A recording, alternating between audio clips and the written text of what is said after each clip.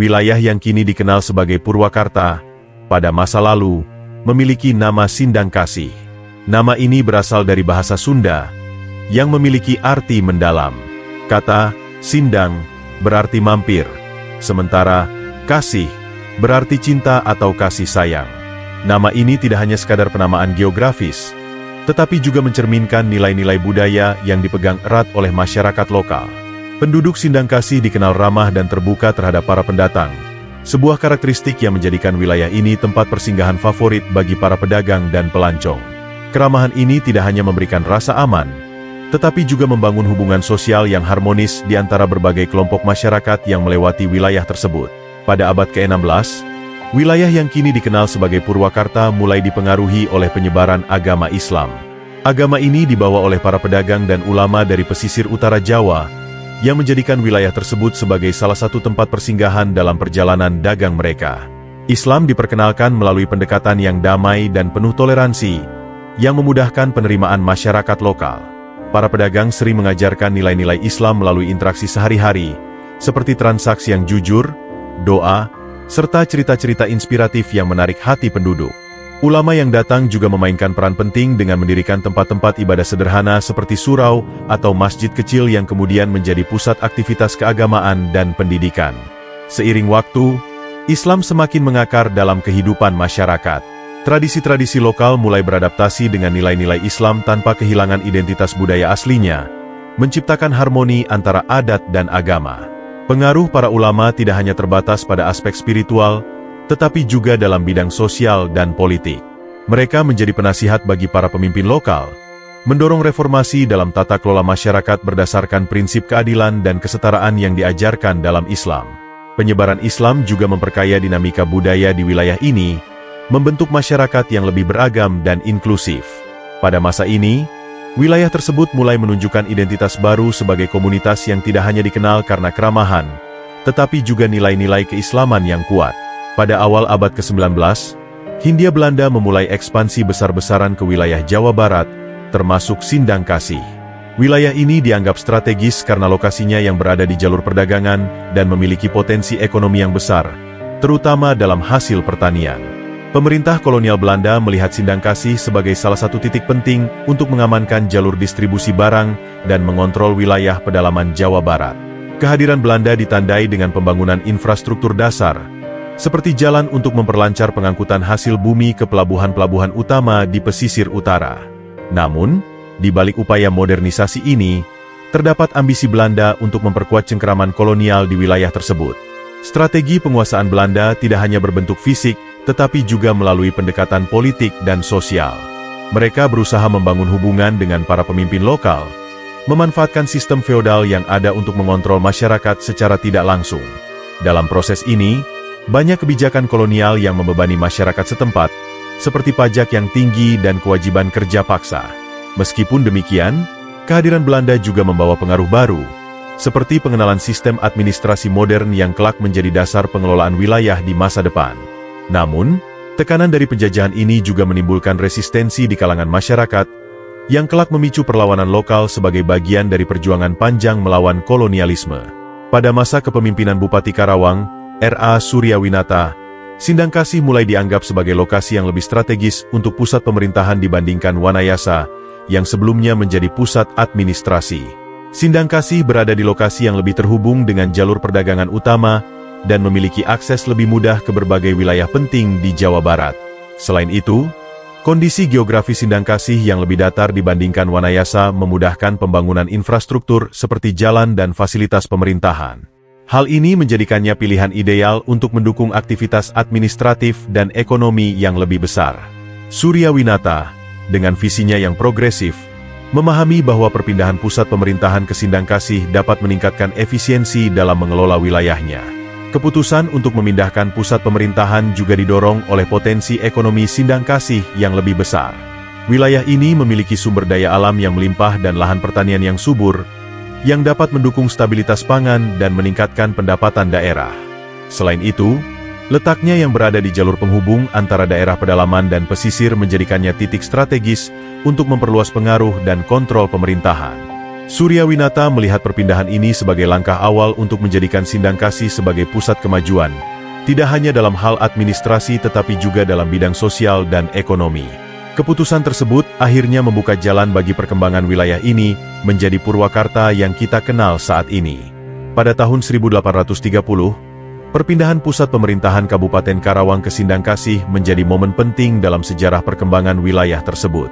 Keputusan ini bukan hanya soal pemindahan lokasi fisik, tetapi juga sebuah strategi untuk meningkatkan efektivitas administrasi dan pengelolaan wilayah. Sindangkasih dipilih karena dianggap lebih strategis dan memiliki akses yang lebih baik ke jalur perdagangan utama. Untuk mendukung fungsi barunya sebagai pusat pemerintahan, sebuah pendopo megah dibangun di tengah wilayah tersebut. Pendopo ini bukan hanya berfungsi sebagai pusat administrasi, tetapi juga menjadi simbol otoritas dan kebanggaan masyarakat setempat. Di sini, segala keputusan penting, baik yang terkait dengan kebijakan lokal maupun hubungan dengan pemerintah kolonial, diambil. Pendopo yang dibangun di Sindangkasih juga menjadi tempat berkumpulnya tokoh-tokoh masyarakat dan pemimpin lokal. Fungsi pendopo meluas dari sekadar pusat administrasi menjadi ruang interaksi sosial dan budaya. Selain itu, bangunan ini memperkuat posisi Sindangkasih sebagai pusat aktivitas ekonomi dan politik di wilayah tersebut. Kehadiran pendopo mencerminkan perubahan signifikan dalam struktur pemerintahan, di mana wilayah ini mulai menunjukkan identitasnya sebagai pusat baru yang mandiri. Perpindahan pusat pemerintahan ini membuka jalan bagi Sindangkasih untuk berkembang lebih pesat, baik dalam infrastruktur, perdagangan, maupun pengaruhnya di Jawa Barat. Langkah ini menjadi awal dari transformasi Sindangkasih menuju statusnya sebagai kota Purwakarta di masa depan. Dalam sebuah rapat penting yang digelar di Pendopo Sindangkasih, salah satu kepala wilayah bernama Purbasari mengusulkan nama Purwakarta untuk menggantikan nama lama. Ia meyakini bahwa nama tersebut mencerminkan visi besar yang diharapkan masyarakat pada masa itu. Purwakarta berasal dari bahasa Sanskerta, di mana Purwa berarti awal atau permulaan, dan Karta berarti kota atau tempat. Usulan ini didasarkan pada harapan agar wilayah tersebut menjadi titik awal dari kemajuan dan pembaruan, baik dalam aspek pemerintahan, ekonomi, maupun sosial. Dengan nama baru ini, Purbasari berharap wilayah tersebut dapat meninggalkan kesan lama sebagai tempat persinggahan semata dan bertransformasi menjadi pusat aktivitas yang lebih besar dan bermakna. Pengusulan nama ini bukan hanya soal perubahan identitas, tetapi juga mencerminkan semangat zaman saat itu. Dalam era transisi yang penuh tantangan, nama Purwakarta memberikan pesan optimisme bagi masyarakat lokal. Purbasari, sebagai seorang pemimpin visioner, memahami pentingnya sebuah nama dalam membentuk karakter dan arah perkembangan sebuah wilayah. Ia melihat nama Purwakarta sebagai simbol kebangkitan yang dapat memotivasi masyarakat untuk bekerja lebih keras dalam membangun wilayah mereka. Usulan ini akhirnya diterima dengan antusias oleh peserta rapat dan menjadi tonggak sejarah dalam perjalanan Sindangkasih menuju identitas barunya sebagai Purwakarta, kota yang hingga kini tetap membawa semangat awal perubahan tersebut. Nama Purwakarta memiliki makna mendalam yang berasal dari bahasa Sanskerta. Kata Purwa, yang berarti awal atau permulaan, menggambarkan sebuah harapan akan lahirnya sesuatu yang baru dan lebih baik. Sementara itu, Karta, yang berarti kota atau tempat, menekankan peran wilayah ini sebagai pusat kegiatan yang memiliki nilai strategis dan simbolis. Nama ini dipilih dengan tujuan untuk mencerminkan semangat optimisme dan perubahan, menandai era baru bagi wilayah tersebut. Dalam konteks sejarah, nama ini menjadi simbol transisi dari Sindangkasih yang sebelumnya dikenal sebagai persinggahan sederhana, menuju Purwakarta yang lebih dinamis dan berpotensi menjadi pusat kemajuan. Makna filosofis dari nama Purwakarta juga memberikan pesan tentang visi masa depan yang diimpikan oleh para pemimpin dan masyarakat pada masa itu.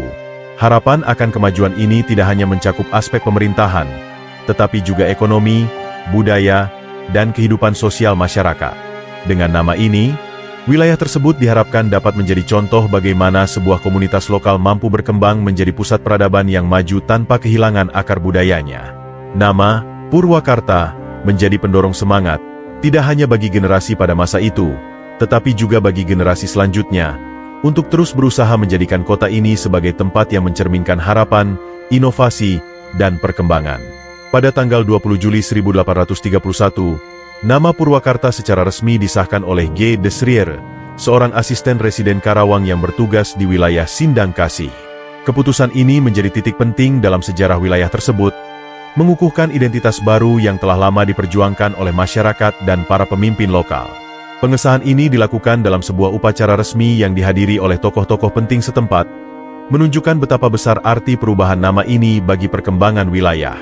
Nama Purwakarta dipilih bukan sekadar sebagai pengganti nama lama, tetapi juga sebagai simbol pembaruan yang membawa harapan besar akan masa depan yang lebih cerah bagi daerah ini. Resminya, nama Purwakarta juga mengukuhkan posisi wilayah tersebut sebagai pusat pemerintahan yang baru. Langkah ini tidak hanya memberikan identitas yang kuat tetapi juga memacu pembangunan infrastruktur dan pengembangan administrasi. Di bawah kepemimpinan G. Desrier, wilayah ini mulai memperlihatkan kemajuan dalam berbagai aspek, seperti tata kelola pemerintahan yang lebih terstruktur dan integrasi dengan kebijakan kolonial Hindia Belanda. Meskipun demikian, penetapan nama ini juga memiliki makna yang lebih mendalam bagi masyarakat lokal. Bagi mereka, Purwakarta menjadi simbol kebangkitan dan kemajuan, mencerminkan aspirasi untuk menciptakan sebuah kota yang tidak hanya berfungsi sebagai pusat administrasi, tetapi juga sebagai pusat budaya dan ekonomi di wilayah Jawa Barat. Setelah nama Purwakarta secara resmi ditetapkan, pembangunan wilayah ini segera menjadi prioritas utama untuk merealisasikan visinya sebagai pusat pemerintahan yang baru. Infrastruktur dasar seperti jalan mulai dibangun untuk meningkatkan konektivitas dengan wilayah sekitarnya. Jalan-jalan tersebut tidak hanya menghubungkan desa-desa di sekitar Purwakarta, tetapi juga mengintegrasikan wilayah ini ke jalur perdagangan utama Jawa Barat. Pasar-pasar didirikan untuk memfasilitasi aktivitas perdagangan yang semakin berkembang, memungkinkan masyarakat lokal dan pedagang dari luar untuk berinteraksi secara langsung. Keberadaan pasar ini menjadi salah satu pusat kehidupan ekonomi yang penting, membawa kemakmuran bagi masyarakat setempat. Selain itu, berbagai fasilitas pemerintahan juga dibangun untuk mendukung fungsi administrasi, pendopo pemerintahan, kantor-kantor kecil, dan tempat tinggal bagi pejabat lokal dirancang dengan gaya arsitektur khas yang mencerminkan pengaruh kolonial. Kehadiran fasilitas-fasilitas ini tidak hanya memberikan efisiensi dalam tata kelola pemerintahan, tetapi juga menciptakan lapangan kerja baru bagi masyarakat lokal yang terlibat dalam pembangunan. Transformasi ini membuat Purwakarta tidak hanya berfungsi sebagai pusat pemerintahan, tetapi juga sebagai pusat ekonomi, sosial, dan budaya yang semakin berkembang. Langkah ini menjadi fondasi bagi pertumbuhan Purwakarta sebagai kota modern yang tetap menjaga warisan sejarahnya. Setelah berkembang menjadi pusat pemerintahan yang strategis, Purwakarta juga mulai memainkan peran penting sebagai pusat perdagangan baru di Jawa Barat. Lokasinya yang berada di jalur strategis membuatnya menjadi penghubung antara wilayah pedalaman dengan pesisir utara Jawa, termasuk kota-kota pelabuhan seperti Cirebon dan Batavia, sekarang Jakarta. Sebagai titik pertemuan pedagang dari berbagai daerah, Purwakarta menjadi tempat di mana komoditas dari pedalaman, seperti hasil pertanian dan kerajinan tangan, dapat dipasarkan ke wilayah pesisir. Sebaliknya, barang-barang dari luar Jawa, seperti tekstil dan rempah-rempah, dapat didistribusikan lebih jauh ke pedalaman melalui jaringan perdagangan yang semakin terorganisasi. Kemajuan perdagangan ini tidak hanya membawa manfaat ekonomi, tetapi juga menciptakan dinamika sosial yang lebih kompleks. Para pedagang yang singgah membawa budaya, bahasa, dan adat istiadat dari wilayah asal mereka, memperkaya keberagaman budaya di Purwakarta. Selain itu, perdagangan yang semakin ramai juga memicu pembangunan infrastruktur tambahan, seperti pasar permanen dan jalan yang lebih baik untuk memperlancar transportasi barang. Peran Purwakarta sebagai penghubung antara pedalaman dan pesisir menjadikannya pusat aktivitas ekonomi yang vital, yang tidak hanya mendukung kebutuhan lokal tetapi juga berkontribusi pada perekonomian regional Jawa Barat. Keberhasilan ini menjadi dasar bagi pertumbuhan kota ini di masa-masa berikutnya, sekaligus memperkuat posisinya sebagai pusat peradaban baru. Pada masa kolonial, Purwakarta menjadi salah satu wilayah yang mendapat perhatian khusus dalam pembangunan infrastruktur. Banyak bangunan peninggalan kolonial didirikan untuk mendukung fungsi administrasi dan perdagangan. Kantor-kantor pemerintahan yang megah dibangun dengan arsitektur khas Eropa, mencerminkan kekuasaan dan pengaruh Hindia Belanda di wilayah tersebut. Selain kantor pemerintahan, dibangun pula rumah-rumah dinas untuk para pejabat kolonial, yang umumnya dirancang dengan perpaduan gaya arsitektur Eropa dan elemen lokal untuk menyesuaikan dengan iklim tropis. Bangunan-bangunan ini tidak hanya berfungsi sebagai pusat administrasi, tetapi juga menjadi simbol kehadiran kolonial yang terorganisir di Purwakarta. Selain bangunan pemerintahan, Jalan raya dengan konstruksi yang kokoh juga dibangun untuk menghubungkan Purwakarta dengan wilayah lain di Jawa Barat. Jalan ini menjadi sarana penting dalam mendukung aktivitas perdagangan, mempermudah mobilitas barang dan orang dari pedalaman ke pesisir utara. Beberapa jalan yang dibangun pada masa kolonial masih dapat ditemukan hingga kini, menunjukkan keunggulan teknik konstruksi pada masa itu. Keberadaan infrastruktur ini tidak hanya memberikan manfaat langsung dalam memperlancar aktivitas ekonomi dan pemerintahan, tetapi juga menjadi bagian dari identitas sejarah Purwakarta. Bangunan-bangunan dan jalan-jalan peninggalan kolonial tersebut kini menjadi saksi bisu perjalanan panjang kota ini, memberikan gambaran tentang bagaimana masa lalu membentuk wajah Purwakarta yang kita kenal saat ini. Masyarakat Purwakarta memiliki sejarah panjang dalam perjuangan melawan kolonialisme, menjadi bagian dari upaya kolektif rakyat Jawa Barat untuk merebut kemerdekaan. Di era penjajahan, meskipun wilayah ini berada di bawah pengaruh kuat pemerintah kolonial Hindia Belanda, semangat perlawanan tetap berkobar di kalangan penduduk lokal. Berbagai pemberontakan kecil sering terjadi, dipimpin oleh tokoh-tokoh setempat yang tidak setuju dengan penindasan dan kebijakan kolonial yang memberatkan, seperti kerja paksa, rodi, dan pajak tinggi.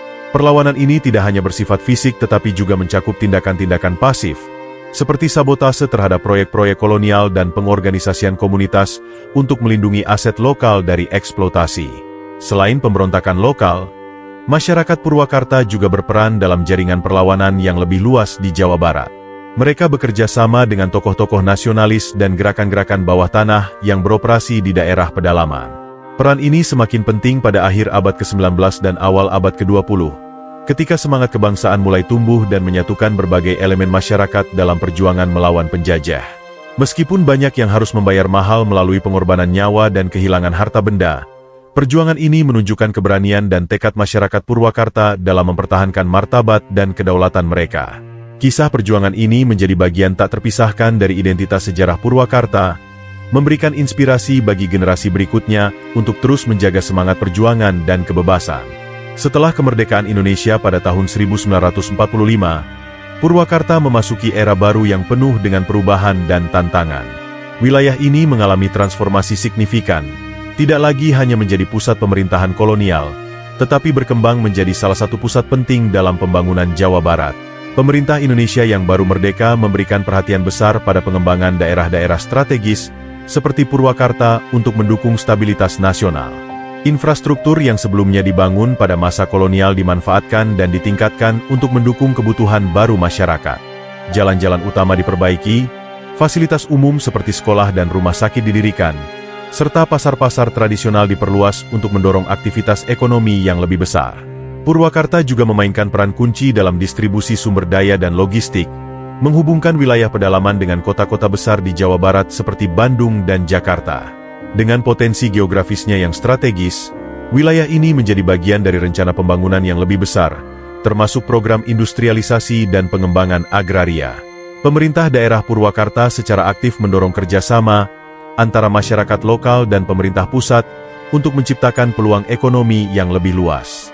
Transformasi ini tidak hanya memberikan dampak ekonomi tetapi juga memperkuat identitas Purwakarta sebagai daerah yang berkontribusi besar terhadap pembangunan Jawa Barat, menjadikannya wilayah yang dinamis dan berdaya saing tinggi di era pasca kemerdekaan.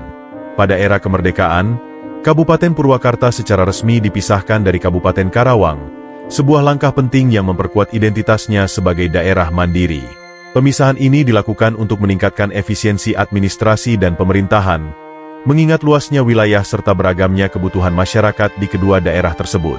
Dengan menjadi kabupaten sendiri, Purwakarta mendapatkan kewenangan penuh untuk mengelola sumber daya lokal dan mengatur pembangunan sesuai dengan kebutuhan spesifik masyarakatnya. Langkah ini tidak hanya memberikan keluasaan dalam hal tata kelola, tetapi juga mempertegas eksistensi Purwakarta sebagai wilayah dengan potensi besar di bidang ekonomi, sosial, dan budaya. Sebagai kabupaten yang mandiri, Purwakarta mulai membangun struktur pemerintahan yang lebih kuat dan fokus pada pengembangan wilayahnya. Berbagai kebijakan dirancang untuk memanfaatkan keunggulan geografis dan kekayaan alamnya, seperti pengelolaan sumber daya air dari Waduk Jatiluhur yang menjadi salah satu ikon utama wilayah ini. Pemisahan dari Karawang juga memberikan kesempatan bagi Purwakarta untuk mengembangkan karakteristik uniknya, baik dalam hal tradisi budaya maupun prioritas pembangunan. Proses ini menjadi tonggak sejarah penting bagi Purwakarta, menegaskan perannya sebagai salah satu kabupaten yang tidak hanya mandiri secara administratif, tetapi juga mampu berkontribusi secara signifikan terhadap pembangunan Jawa Barat dan Indonesia. Purwakarta dikenal sebagai salah satu daerah di Jawa Barat yang kaya akan tradisi dan kebudayaan khas Sunda yang terus dilestarikan hingga hari ini. Keberagaman budaya ini tercermin dalam berbagai aspek kehidupan masyarakat, mulai dari seni pertunjukan hingga ritual adat yang menjadi bagian tak terpisahkan dari identitas daerah. Tarian tradisional seperti jaipong sering dipentaskan dalam acara-acara resmi maupun perayaan lokal, menjadi simbol keindahan seni dan kearifan lokal yang diwariskan dari generasi ke generasi. Selain itu, musik tradisional Sunda, seperti gamelan degung dan suling, turut menjadi elemen penting yang memperkuat karakter budaya Purwakarta, menciptakan harmoni antara suara alam dan seni manusia. Tidak hanya seni pertunjukan, Purwakarta juga masih melestarikan berbagai upacara adat yang kaya akan makna filosofis dan spiritual. Salah satu contohnya adalah upacara Serentaun, yang merupakan ungkapan syukur atas hasil panen sekaligus doa untuk keberkahan di masa depan. Upacara ini melibatkan seluruh lapisan masyarakat dan seringkali menjadi momen untuk mempererat hubungan sosial di antara mereka. Tradisi ini tidak hanya menjadi sarana pelestarian nilai-nilai budaya Sunda, tetapi juga menarik minat wisatawan yang ingin merasakan keunikan dan kekayaan budaya Purwakarta. Dengan melestarikan tradisi dan kebudayaan ini, Purwakarta menunjukkan bahwa modernisasi dapat berjalan beriringan dengan penghormatan terhadap warisan leluhur. Dalam dekade terakhir, Purwakarta mengalami pertumbuhan pesat sebagai salah satu pusat industri yang penting di Jawa Barat. Berkat lokasinya yang strategis, diapit oleh jalur transportasi utama seperti jalan tol dan rel kereta api, Purwakarta menarik minat banyak investor dan perusahaan besar untuk mendirikan pabrik serta fasilitas produksi di wilayah ini. Beragam sektor industri, mulai dari manufaktur, tekstil, hingga logistik, tumbuh pesat, menciptakan lapangan kerja yang signifikan bagi masyarakat lokal. Kawasan-kawasan industri modern mulai bermunculan, memberikan kontribusi besar terhadap perekonomian daerah, sekaligus memperkuat posisi Purwakarta sebagai salah satu pusat ekonomi yang berkembang di Indonesia. Namun, pertumbuhan industri ini juga membawa tantangan bagi Purwakarta. Salah satunya adalah menjaga keseimbangan antara perkembangan ekonomi dan kelestarian lingkungan. Pemerintah daerah bersama dengan perusahaan-perusahaan yang beroperasi di wilayah tersebut berupaya untuk menerapkan praktik industri yang ramah lingkungan, seperti pengelolaan limbah dan efisiensi energi.